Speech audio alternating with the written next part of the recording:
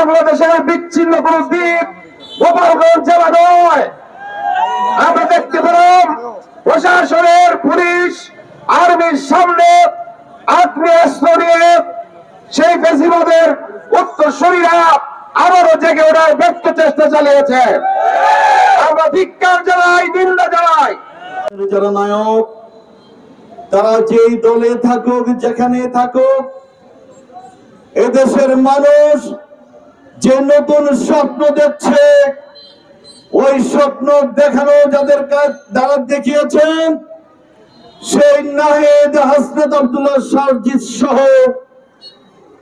24-এর গণঅভ্যুত্থানের নায়কদেরকে এদেশের মানুষ আজীবন শ্রদ্ধা ভরে স্মরণ করবে ইনশাআল্লাহ।